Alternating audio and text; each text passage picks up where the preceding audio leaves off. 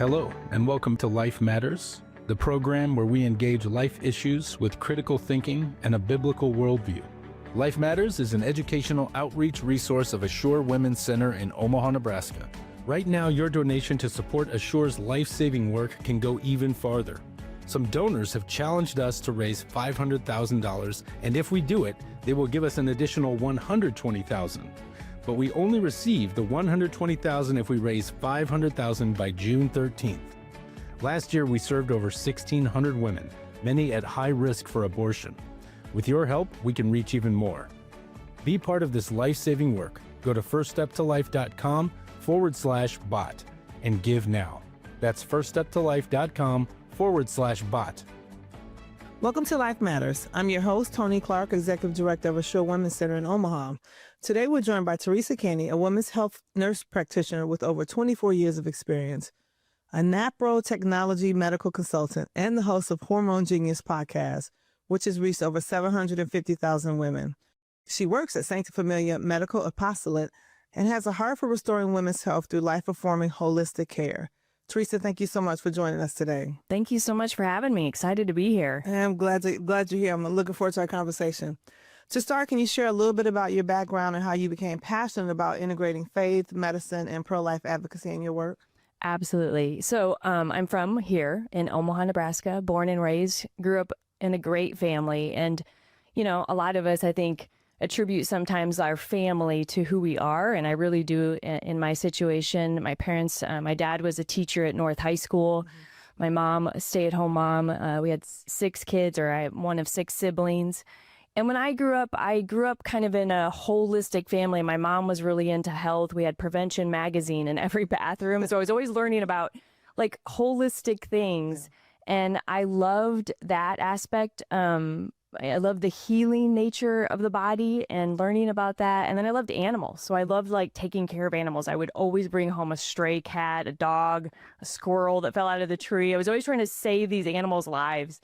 And that just led to my dad saying one day, you know, Teresa, I think you'd make a really good nurse. And so when he sent me off to college in Iowa at Briarcliff, I went into a nursing program, played some soccer while I was there, loved that, but came out a nurse and knew that that was going to be my passion. When I left nursing school, I knew that I wanted to be involved in women's health. And that really stemmed from a childhood where my mother started talking about abortion, you know, when I was at the age where it was appropriate. And she was very pro-life. And one of the things that she did was stood out in front of the 2 abortion clinics in Omaha back in the late 80s. And she started bringing me to pray on Saturday mornings. And that became something that really impacted me. And so I considered myself pro-life. And when I got to, even in high school, I was starting to talk about it with my high school students and kind of, you know, do you guys think about this? We should pray for abortion, all these things that became a part of my mission. So when I got out of college, I knew I wanted to stay in that type of ministry where I was supporting women. And that led me to become a nurse practitioner in women's health. So for the last almost 25 years, I've been a nurse practitioner specifically in women's health. Now, this was unique to me because if you know anything about nurse practitioners and women's health, they kind of are bred to have this very contraceptive, abortion-minded mentality, but that was very different than the way I was going to approach it. And that led me to learning about this science, and you said the word right, NAPRO technology, which is really about life-affirming and restorative women's health. And so it's a very unique way to see not only the woman's body, but the man's body too, and the complementarity between them, and how we can help people to understand how this gift that we have as human beings, this ability to create life is essential to who we are. Yeah. You mentioned the word holistic, and I think that's, I don't say a buzzword these days, but I think the way you have interpreted, the way you use it really starts from when we were very much earlier than we are now. And so I think that's a great thing. And so let's get into it. I want to start with the big picture question. Today, we often hear abortion advocates and groups like Planned Parenthood claim to be pro-women. They use this term like productive rights and women's health care, but pretty much everything that they say, they actually undermines women's dignity and health. How have they hijacked the language, and what does truly pro-woman life-affirming care look like in contrast? Yeah, thinking about this question, when we think about what oftentimes, and this would go back to even high school and, what we think about with sex education, like oftentimes we reduce the human body in this area of sexuality to the negative, right? Or to what we would consider risk mitigation. And that's the only focus. Yep. It is, how do we prevent something very, very terrible from happening to you? And the two terribles are basically pregnancy and some disease you're going to get from having sex. Yeah. And that's it. And so Planned Parenthood takes that negativism, and then they create a fear. It's a fear-based system, what Planned Parenthood does. It's, we've got your back, but we've got your back when we're just focused on the fact that these two negatives are almost 100% likely to happen to you, and we're going to be here for you. Pro-woman's healthcare is taking that and completely flipping it on its head and saying that your body was actually incredibly designed good. Yeah. Let's focus on that first and how it works. So as women, you can kind of think it as, we have these superpowers. We are ovulators, we are gestators, and we can lactate. So we are lactators. So those three superpowers, if you start to, from a young age, focus on the human body and what it was created to do, and create this empowerment and this kind of language around it that really makes women believe, wow, this is super cool that my body does these things.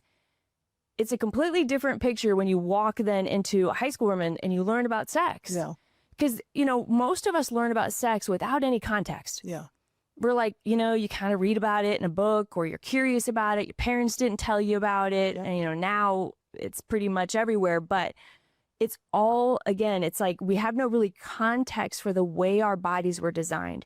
And so what I've really come to believe, and this is not something that I just figured out, it took years and years, the answer to restoring a culture of life starts when a girl is 9, 10, 11, even a young boy at those ages. And it really is the desire of our hearts to integrate into who we are from a young age and how God designed us. That makes perfectly good sense to me. I used to speak on abstinence or healthy relationships when I was in the school. And you're right, we come at it from purely don't have sex till you're married. But if we could just back it up a little bit and talk about the benefits of a healthy relationship or maintaining your own personal health, I think we would serve our youth so much better. 100%. Better, yeah. So you practice at Sancta Familia Medical Apostolate in Omaha. For listeners who may not be familiar, what is Sancta Familia, and what makes it unique in the world of women's healthcare? Yeah, Sancta Familia, or you can say Sancta Familia. It's Latin. It stands for Holy Family. Okay. A lot of people think, that it's an unfamiliar word to them, so it can sound like, what is Sancta Familia or Sancta Familia? But really, it's just a family practice office, and we really believe in holistic healthcare. And that just means that every human person that walks through the door is treated with the dignity that God has given them. And we believe that it's not just your body we're fixing, it's your mind, it's your spirituality. And so when you walk through the doors of Sancta Familia, on one side, you're going to see a chapel with glass doors, and you can see the presence of God is right there. And that, for some people, you're like, if they're not religious, at first sight, they may not be even comfortable with that. But I can tell you this, when they get to the back and they have the experience of meeting even our receptionist or the patient care person who will room them or the healthcare professional that will see them that day, almost every person, no matter what faith background they walked in with, will walk out and say, something's different about this place. And really it's just how you treat people. And it's really seeing them and listening to them and listening to their hurts. I often say to my patients, most healing of health, really doesn't happen in a doctor's office. It happens in a relationship, in a team effort to really see that you have the power of your health in your own hands. Yeah. That's sweet.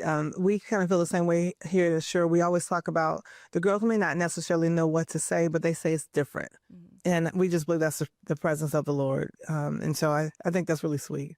Good. So one of the services you offer is abortion pill reversal, and Assure partners with Sancta Familia by referring to you if we're contacted by a woman who has taken the abortion pill and then regrets it.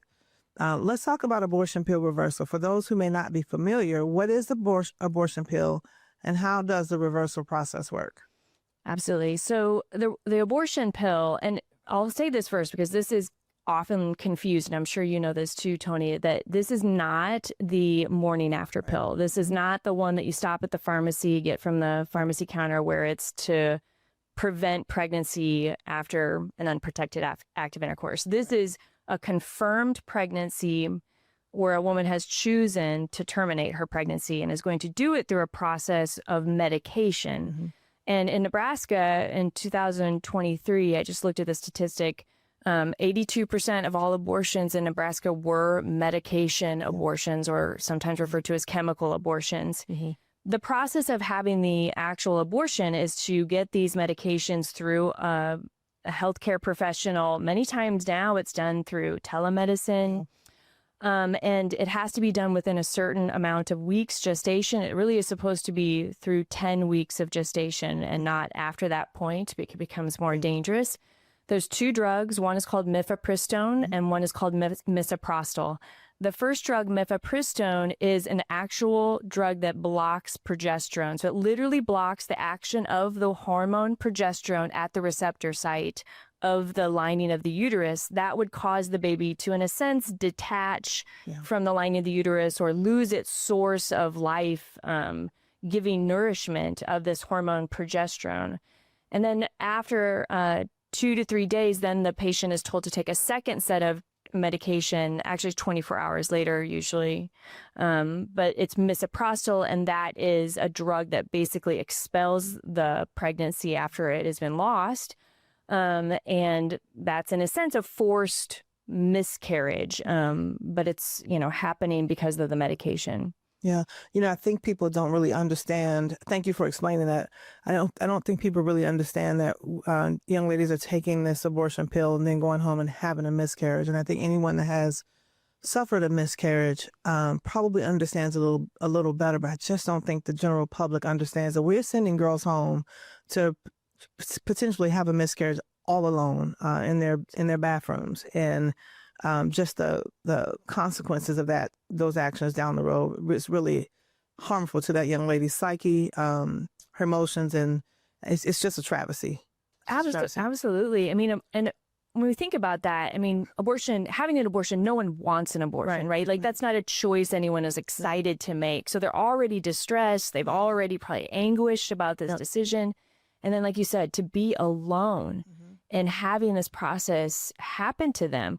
And then to say that somehow there's no mental effects from that, mental health effects, it just seems ridiculous. Almost like you wouldn't have mental health effects from losing someone in your life or having something tragic happen to you. Yeah, and I also think too, just being those young ladies delivering not a blob of tissue, but an actual baby that they sometimes are able to see, has to be traumatic. Absolutely. And I, once again, it's just kind of hurts my heart that we've come to this in our culture.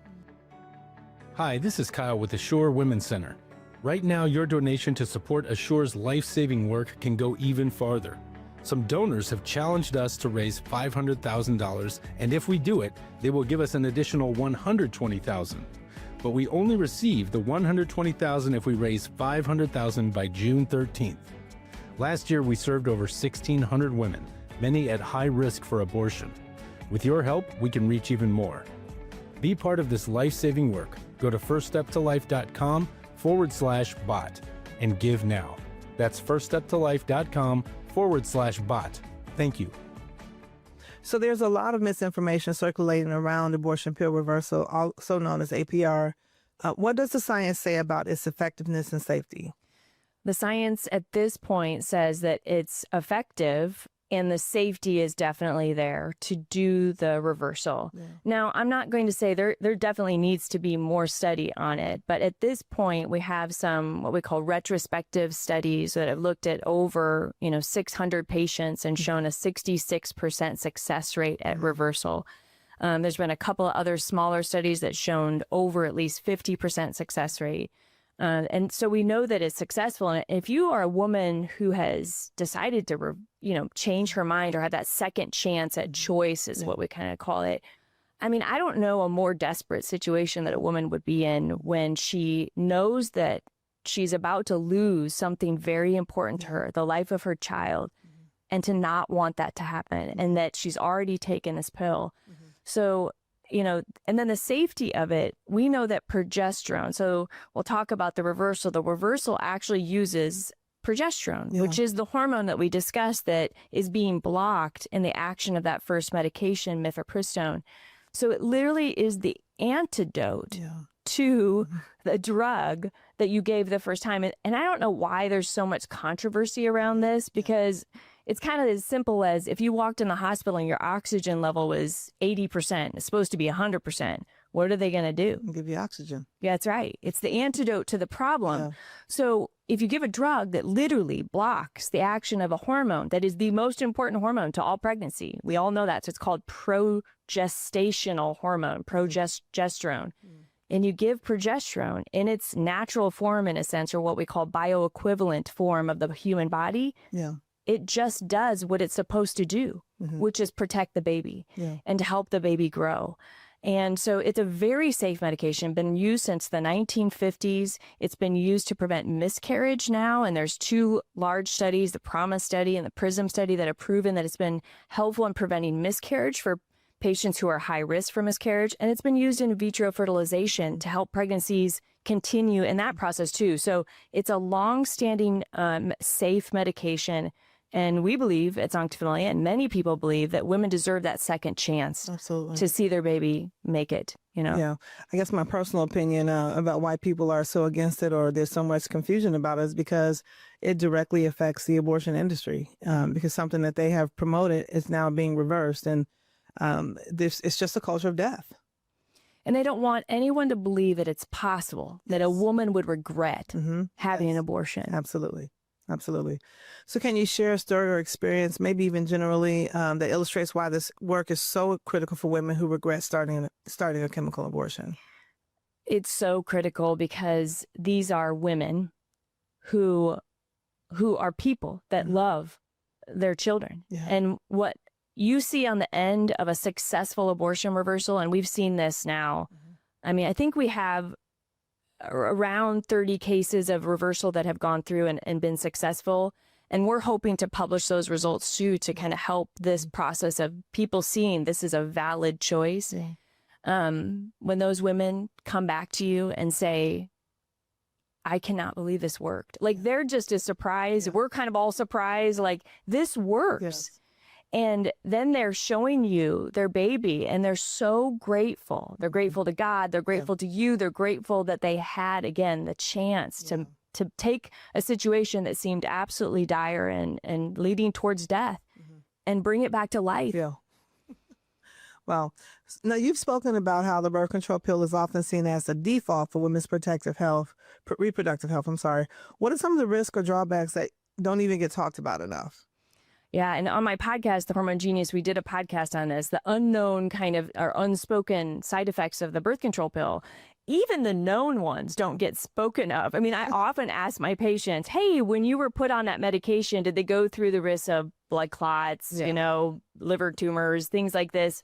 No, they didn't. They don't go through it. But then there's all these other effects. One of the ones that I think is truly kind of, you know, I think concerning is if they measure what we call just an inflammatory marker. It's called HSCRP. It's just a really, really specific, highly sensitive inflammatory marker. Those women on birth control, those inflammatory markers double.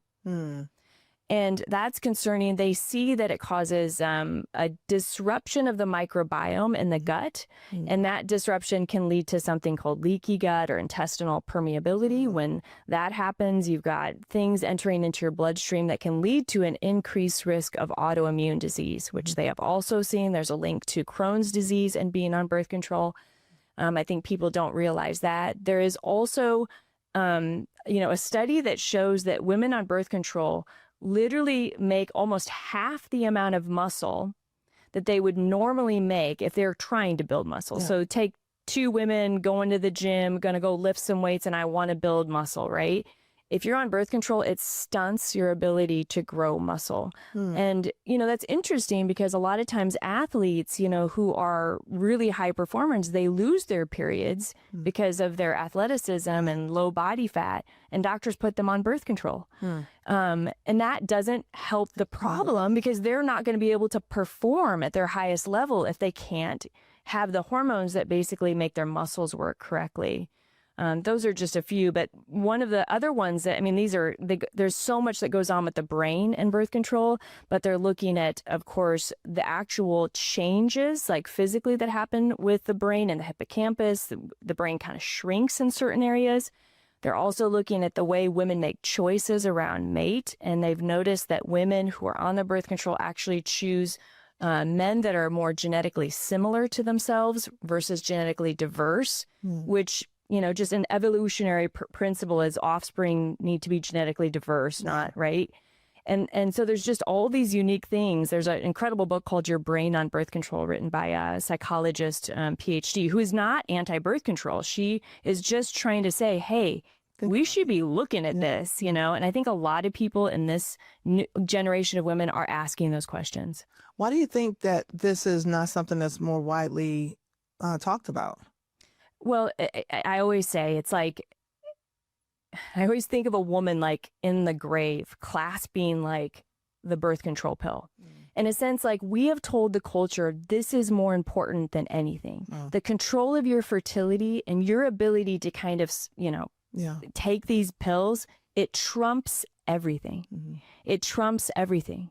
And that's, we've basically set into also women's minds that in a sense, babies aren't good. Yeah. Because we've made it seem like the control of fertility trumps like these big time side effects. Absolutely. Right? Like, hey, well, yeah, those are really terrible, but you should take the pill anyway. Yeah. And women are told that every single day of their lives. And I think, again, they're starting to, I always say, put your common sense cap on. Put your common sense cap on. I had a lady that she saw me a few weeks ago. She's 37. She's been on the pill since she's 13. 16. And that's over 20 years of using that medicine. She has no idea if she wants to have children because I don't think she's ever thought of it in a sense of her body has been suppressed. Yeah, for so long. And she's never known what I call the real hormonal her. Like she doesn't know her own natural hormones.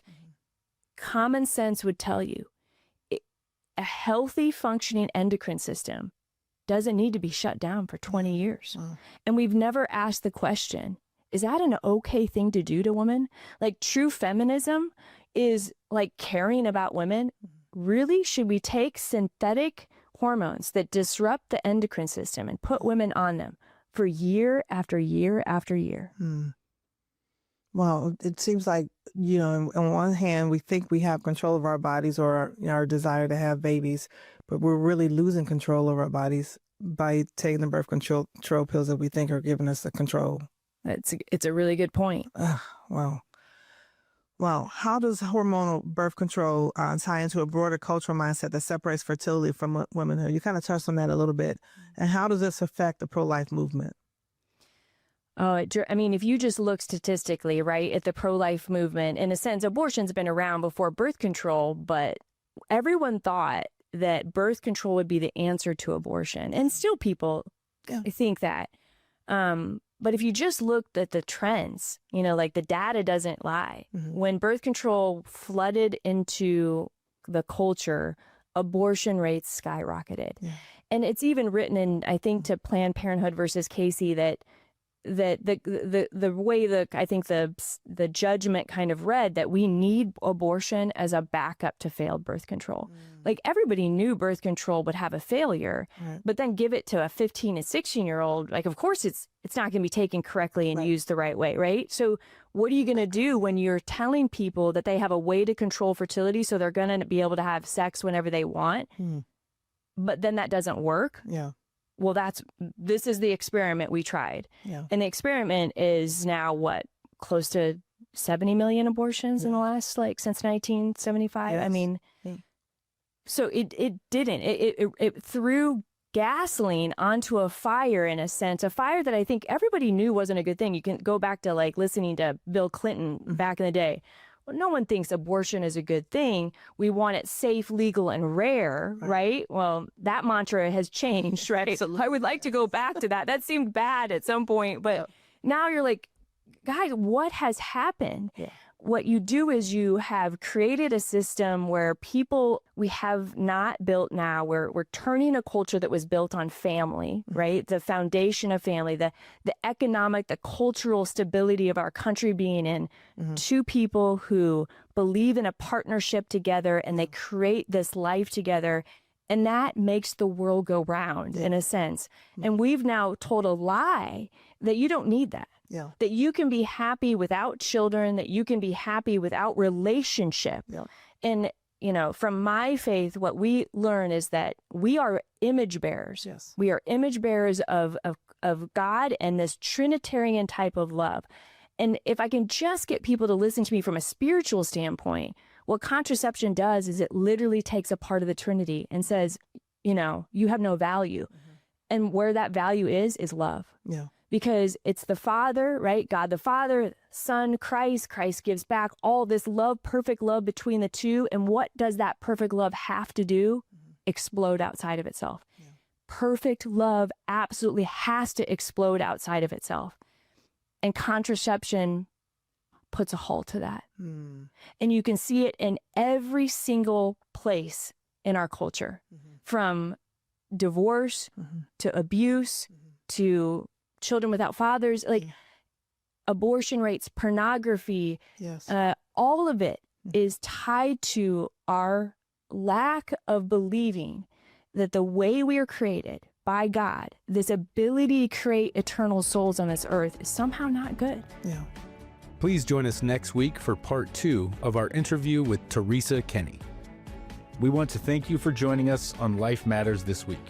Life Matters is an educational outreach resource of Assure Women's Center in Omaha, Nebraska. To learn more about the ministry of Assure, visit firststeptolife.com. Right now, your donation to support Assure's life-saving work can go even farther. Some donors have challenged us to raise $500,000, and if we do it, they will give us an additional $120,000. But we only receive the $120,000 if we raise $500,000 by June 13th. Last year, we served over 1,600 women, many at high risk for abortion. With your help, we can reach even more. Be part of this life-saving work. Go to firststeptolife.com/bot and give now. That's firststeptolife.com/bot.